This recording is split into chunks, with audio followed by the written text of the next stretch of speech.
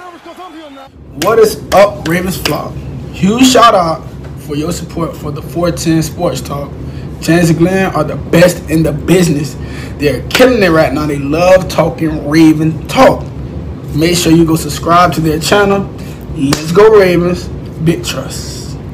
Hey guys, welcome into another episode of 410 Sports Talk. I'm James Haskell, along with my co-host Glenn Martin, and a friend, a familiar face, Sarah Ellison. If you guys haven't seen her on the show, she was on previous to that. You already know her, unless you've been living under a rock and not following the Ravens. Of course, worked for the Ravens for what, 13 years, Sarah? That's correct, yeah. A former editor and an awesome member of the team as far as the media goes in Baltimore. Multiple-time award-winning media team. So we absolutely loved it. So what we're gonna do, Sarah, and thank you for coming on, by the way.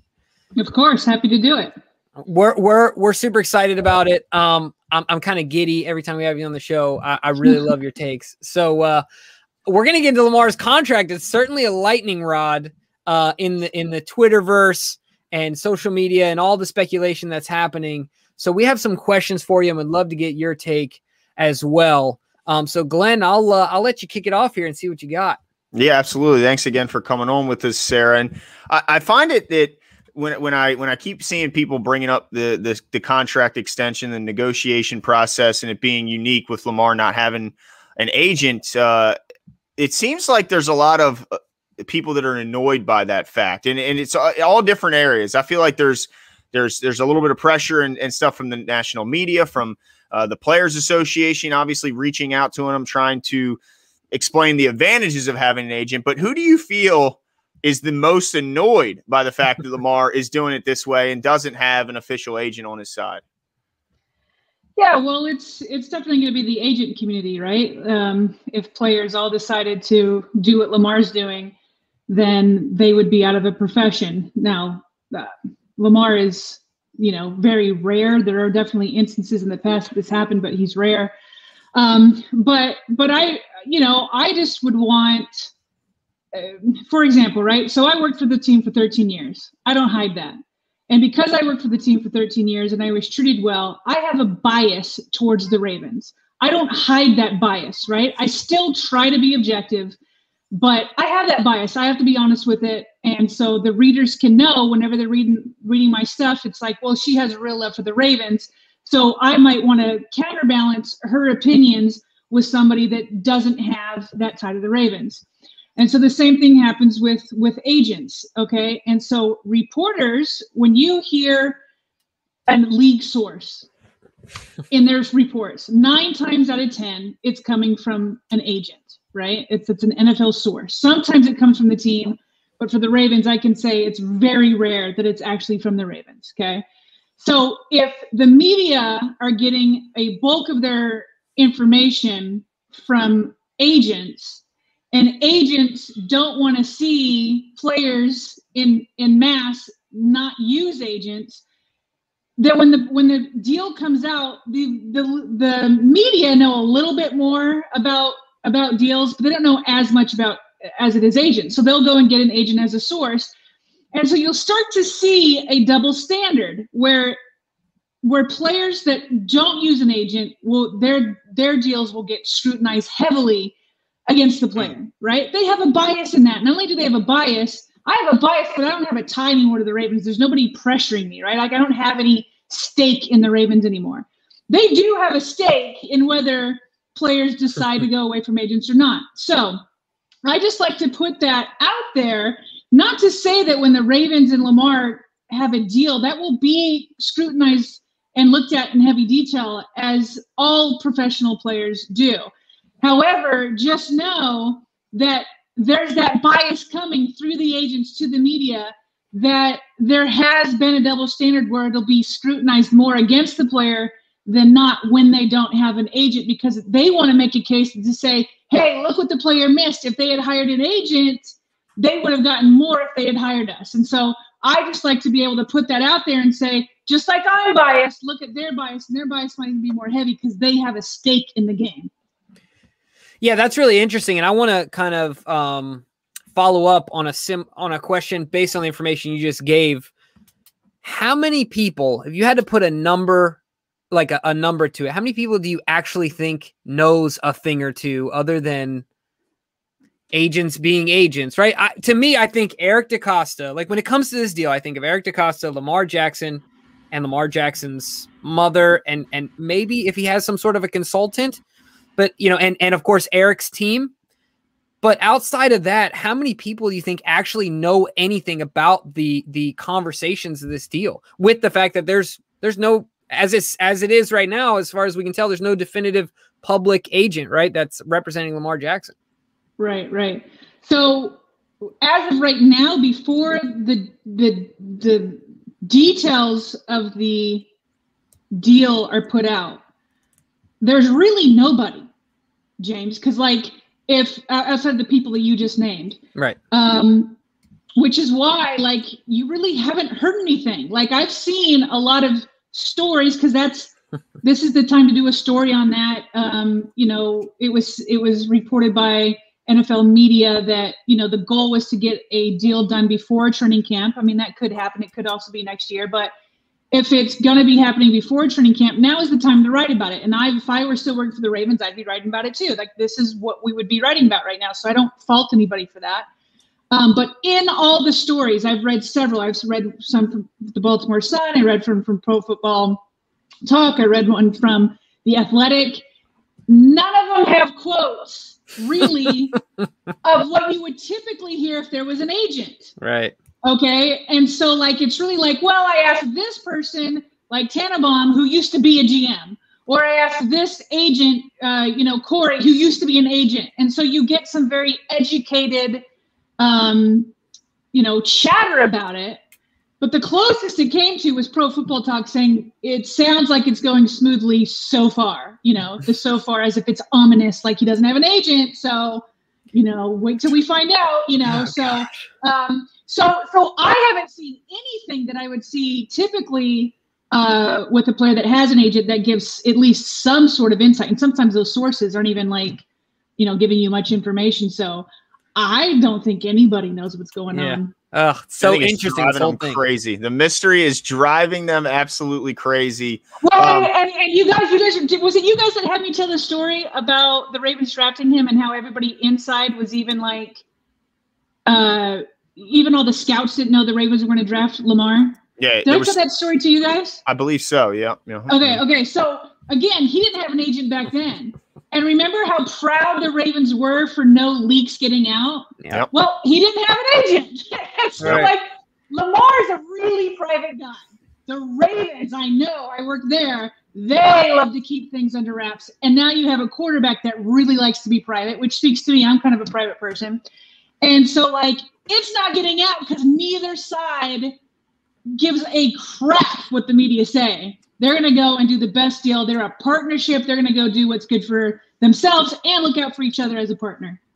And I want to explore a little bit because I've heard people say, well, there are obvious advantages to having an agent. I want to I'm curious as to what you see as those advantages. So what would you say would benefit him from having an actual agent? Right. Like, what's your pitch if you're an agent trying to get Lamar on board? Yeah, if I'm an agent, I would say, something to the effect of, the devil's in the details, right? And so prior to coming on here, knowing that we would be probably talking about agents, because that's the news, as I went and I kind of looked up 2 different contracts that were dealt by that players represented themselves, okay? And one was heavily scrutinized, and that was Richard Sherman, and one was praised, and that was DeAndre Hopkins.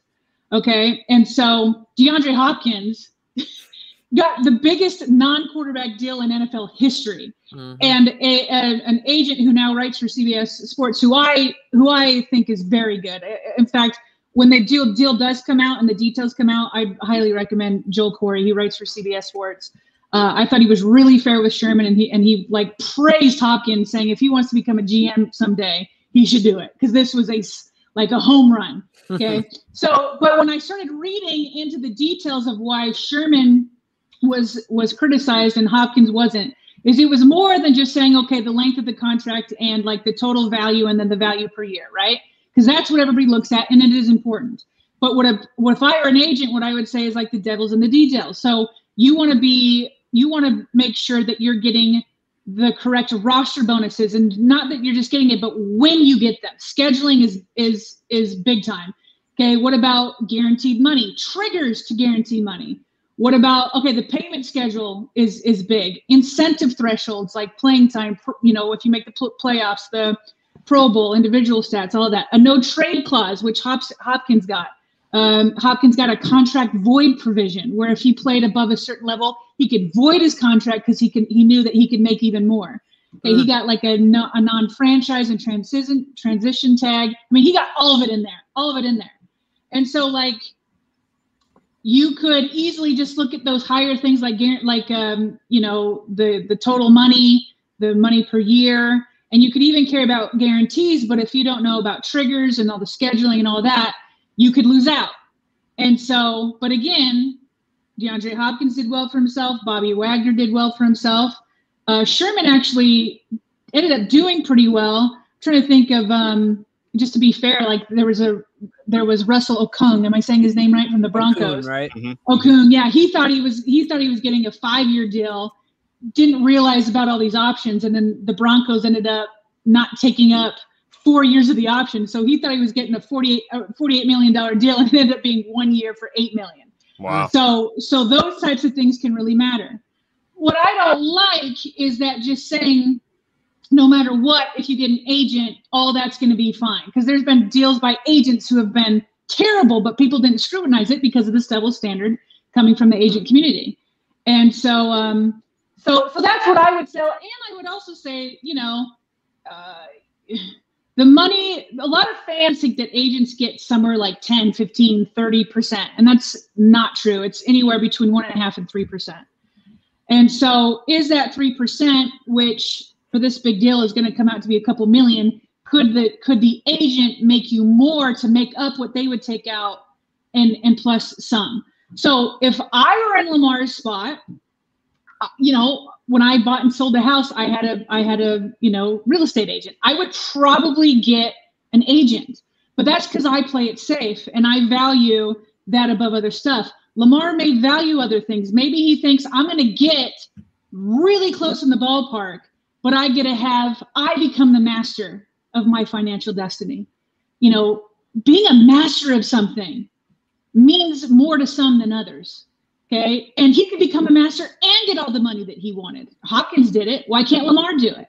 I don't like this idea that A, Lamar can't do it, and B, I don't like it's already being set up as, Ravens and Lamar are against each other. It behooves the Ravens to give him a fair deal. Nobody's going to want to the Ravens don't want to be looked at. And I know this because they have the best facility. They have the best cafeteria. They have it right down to the minor things. Look what they did for Orlando Brown, okay, when they didn't have to. They think that stuff earns them, equity, credibility, that players will want to work here because we treat our players right. And so, they've already done it with, like, they try to pit Lamar against Roman. They try to pit Lamar against, Harbaugh. And it's fair to scrutinize everybody, but I don't like this pitting against each other because I know these guys and I know that they're partners and I know that they like dealing with each other. But that agent community might want to twist that and make it seem like it's not a good partnership to benefit themselves. Yeah, that's another really interesting part of it, like you said, because I don't know. To me, at the end of the day, I think it really comes down to two things. One, like you said, their mutual desire to work together for a long time, Lamar and the franchise. And then I think, which I'm sure he's already professional at this, but I think if Eric DeCosta can manage the relationship properly, to where Lamar feels comfortable with Eric, and knowing that, look, Eric has the upper hand here in 16 years of experience, at least, right? Lamar has the leverage in that he's the franchise player, the most dynamic player in the NFL. But Eric certainly, if he wanted to, I'm sure could do a few things in the deal, and maybe without an agent, they'd go under the radar, right? But I don't think Eric's about that either. And you were talking about that, like, political capital or that goodwill that he's putting forth as an organization. So there's so many details in this that they're going to be really interesting. But one of the things I often find myself thinking about is what would shock me, right? Like, if I hear the details of this deal, is there anything that would make my jaw just drop? So when the deal comes out, is there anything that would just, shock you? Yeah, in terms of like just anything that would shock me, or in terms so of that, like for example, I was pretty shocked when Pat Mahomes got 10 years, right? Just Okay, the number yeah, when yeah. I saw the headline, right? And things like that. So whether it's length of time, whether it's guaranteed money, or whether it's, per annum salary, is there anything within that realm that you would be like, wow, I didn't see Eric signing up for this, or wow, Lamar, really took a team friendly deal, something like that. Right. Well, there's little that shocks me anymore, but I would agree with you that a 10-year deal with Lamar would be shocking. I mean, with almost any quarterback, that would be shocking. And I want to say this, articulately or surgically. A 10-year deal, I just don't think would be a good idea with the way they use Lamar. And that's not because you guys have seen me. It's not because of injury. I don't think that Lamar is at any greater risk of injury than the average quarterback. And I've looked up the stats to prove that. That's a fact. He's actually at less risk than the average QB in the NFL. So it's not because of injury. However, if the Ravens continue to use him where he's rushing for 1,000 yards a year, I have a hard time seeing him do that in year 10, right? And by then, I think he's already a much better passer than people give him credit for. He led the NFL, in touchdowns in 2019. However, if he continues to get better and better, then that will only help his cause. But outside of Mahomes, Deshaun Watson, Dak Prescott, I'm trying to think of the other guys. All the recent guys have been 4-year deals. They've actually been less. Like I thought, like Joe Flacco was a 5-year deal. When Joe Flacco was doing that, 5-year deals was more the norm. Right now, the trend seems to be going to a 4-year deal. So I would be shocked at a 10-year deal. Yes, I would be surprised, and I don't want Ravens fans to get their expectations too high for Lamar. So they see $45 million for Mahomes, right? He gets $45 million per year. Well, again, on a 10-year deal, I looked it up. His cap hit doesn't exceed $45 million until year 4. Okay, well, Lamar at year 4 could be negotiating a new contract. And so Pat's going to rework it, I'm sure. Right. Like there's how many times did they redo stuff with Joe on a 6-year deal, So $45 million in 4 years is a lot easier to do when the cap keeps going higher. So I really hope Ravens fans aren't like, oh, he's got to be. Somebody tweeted me today saying, oh, he's going to get $50 million. I'm like, oh, you are really setting Lamar up to look like an idiot. If that's your expectation, that is not a fair expectation. So it would surprise me if he got $45 million or more. To me, he'd become the number 2 guy in average per year. So Mahomes is number 1 in $45 million. Then it's Dak Prescott at $40 million. And then it's Deshaun Watson at $39 million. Okay, so I expect Lamar to exceed those guys. And depending on what happens with Josh Allen or Baker Mayfield, I see him in that, around $42 million, 41, 42, because he's got to exceed Dak. It's always one up in the NFL. So that's where I see him with about a 4-year deal. You can't expect him to hit $45 million when you don't have that cap to play with like Mahomes has and the Chiefs. So I'd be shocked at a 10-year deal. I'd be surprised if he got more than $45 million. I'd be surprised if we learned something that the Ravens really pulled, the sheet over his eyes and really tricked him on something with some sort of option or whatever. I don't think the Ravens would do that. I think if it's a 4-year deal, they're going to want to have a good process so that if he's still playing at an MVP level, they're going to be like, let's do this again. And there's nobody more liked in not only the Ravens locker room, but maybe NFL wide. If you screwed Lamar Jackson, players are going to be ticked because he's such a lovable guy. So I just don't see the Ravens doing that. So I'd be shocked. I'd probably be most shocked if there's something that came out that the Ravens just totally tricked him and screwed him over on something in the contract. Now, let me ask you this. Now, I told Jimmy before that I had a kind of an interest or a different take on what Lamar could decide to do. And we know that Lamar, the thing we love about him is we always say he's very genuine, in his pressers. And now you mentioned he's also private, and I agree. he's private, but I wouldn't say so. I believe he withholds a ton of information when asked questions, but I don't think he outright lies very often to the media. So when he says that, after a big game and when he's being heaped with praise, when he says that this is a team effort and that he's just one member of a unit, if we were to believe him, and if he truly believes that he is just a part of this unit and that his success is a lot of times because of the efforts of his teammates and coaches and not just him, and he's not just a one-man offense, what if he doesn't feel that he needs to be paid $40 million or even in the realm of $40 million? What if he's fine with closer to 30 and he doesn't go up to within the top 1 or even 3 highest paid quarterbacks in the league and decides that this is what's best for him is to keep flexibility for the team and continue to build around him?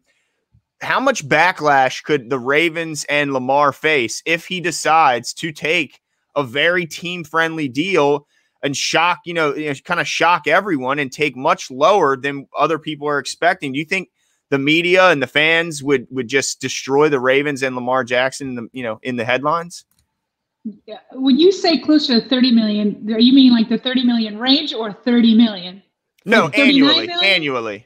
No, but like, where are you at in between 30 to 39? Like between 30 and 39. 35, you know what I mean? Just much lower than what everyone's expecting him to be up by 40. Yeah, I think they would both take a lot of scrutiny. I would be shocked. And listen, and again, this is where I feel like fans need to have like a fair expectations for Lamar. Everybody's like, he's such a team guy. He is. He definitely is. And at the same time, I want him to get a fair market deal.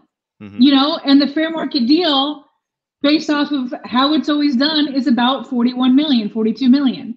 So if they went lower, the Ravens could be accused of taking advantage of him because he doesn't have an agent, and Lamar could be accused, but I don't know, taking lower isn't something that you can be hoodwinked on. Lamar knows. Anybody can Google and see who the top 5 players are. So I think people would believe it if Lamar stepped up to a microphone and said, look, I wanted to do this because I want Mark Andrews to stay. I want my best friend, Hollywood Brown, to stay. I want, my offensive line to stay. And I feel like if I keep winning, then I'll be like, because Tom Brady, part of the reason why he's actually ended up being the highest career earners because he's played for so long, and he's played for so long because he keeps winning. So I would take Lamar at his word because he's a smart guy and he can see what the top 5 players are paid. If he's going to be hoodwinked on something, it'd be something in the details. Yeah. So hopefully people would believe him and say, hey, I know exactly what people are making.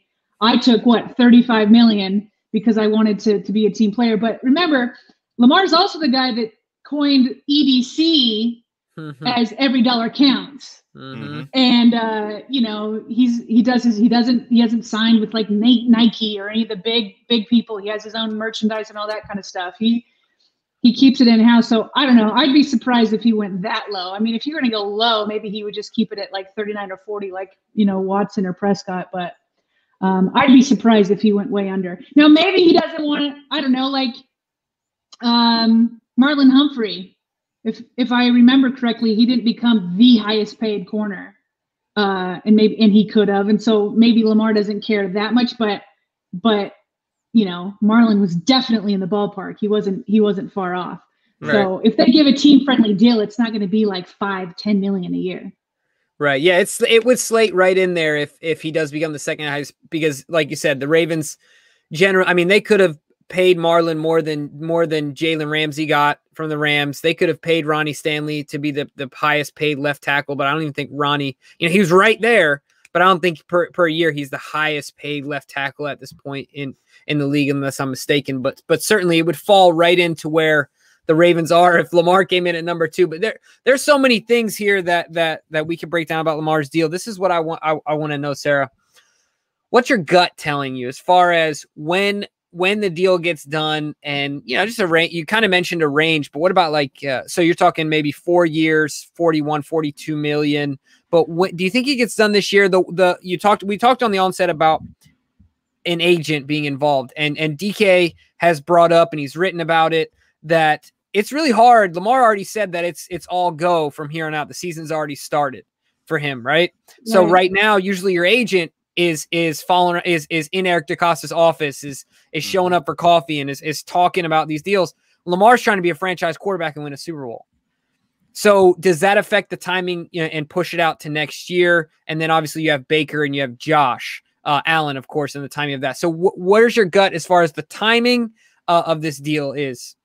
Yeah, again, my gut, there's no information from these guys, either side. So I think it happens this year, although I'm not 100% super confident about it. Happen, right?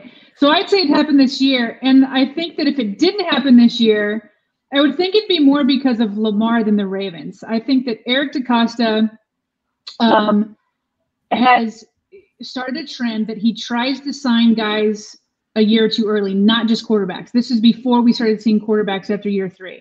Like he did it with Tavon Young. He's doing it with different guys, so that and it ends up being cheaper. Okay. So I don't think Lamar Jackson is getting any cheaper unless he had some sort of gruesome injury this year, which you can never plan on. So I don't think he's getting any cheaper. And as the salary cap keeps going up, I think it makes sense for the Ravens to do it now. Now they'd probably have to move. He'd probably get a little bit more money this year if an extension happened this year. But the Ravens can easily make it work without hurting future contracts by putting some stuff this year. They have basically their whole roster ready. They have some cushion to go into the season. Who knows what's going to happen with the pass rusher? So I think from the Ravens standpoint, they've shown a trend that they want their franchise players a year early. I could see Lamar wanting to do it right now, to go ahead and get his money now, get all that guaranteed money now to protect against any sort of injury. But if Lamar is like Joe Flacco, the Ravens tried to do a deal with Joe Flacco, and Joe Flacco bet on himself and won the Super Bowl. So if they don't do it, I would think that it's Lamar who would want to wait, But I think it makes sense. There's downsides and upsides for both, but I think there's upsides for both of them doing it before training camp. And I guess I'm giving the edge before training camp because I trust Matt Garafolo, who had the news that the goal was to do it before training camp this year. Well, I just want to say this. You brought up a good point. Lamar Jackson is certainly a maverick, and I think he likes to be the master of his own destiny, kind of what you were talking about with his entrepreneurial aspirations and the way he's kind of set his own path. So certainly betting on himself wouldn't be outside of the ordinary with Lamar Jackson, right? Starting your own clothing line instead of signing a multi-million-dollar deal with Nike or Adidas or Under Armour, whoever was lining up at his door. Certainly impressive. So it's going to be a spectacle. It's certainly going to be something we're going to have to keep our eye on. And you better believe that those agents for Allen and Baker, like DK mentioned, will really make a twist of however this works out contract wise. They will twist it in the favor of having an agent. Though if it goes a little bit light on Lamar's, well, he should have had an agent. I think that this is a big contract for the next few generations. If he signs a deal that ends up proving to be a win-win, then we could see this becoming a trend across the league for those unique talents, right, Sarah? Right. Totally. I mean, the more guys that are able to do it successfully, the more, they're going to want to save, a couple $1 million instead of, giving it up. So, but again, it all depends on the personality. Yeah. We are way on the side of most players preferring it. And so it just depends on what you value most. And Lamar is a different guy in so many respects, which makes me just love him. Yep. It's just another reason to like him, that he does things his own way, but he's not careless about it either. He's such a hard worker. He's such a humble guy. He's such a nice guy. He's so respectful. And yet he still does things his own way and doesn't have to be, a jerk or yell out and try to get everybody's approval for it. He just goes about his business in his own way, doesn't have to make a big fuss with his words, and he's doing it again here. And while I may get an agent, I completely respect it, and I'm rooting for him and the Ravens. I just think it's going to be a fantastic partnership, and they're going to keep winning for, years to come together. Awesome. No, I agree with you 100%. Sarah, thank you so much for coming on. It sounds like we got the right ingredients in the pot, right? As far as the players, the people in the room, and the outcome is at this point imminent. We'll see when it happens. So we appreciate you coming on, taking the time. and we'll talk to you soon. All right. Thanks, guys. Yep. Thanks, Sarah. Have a good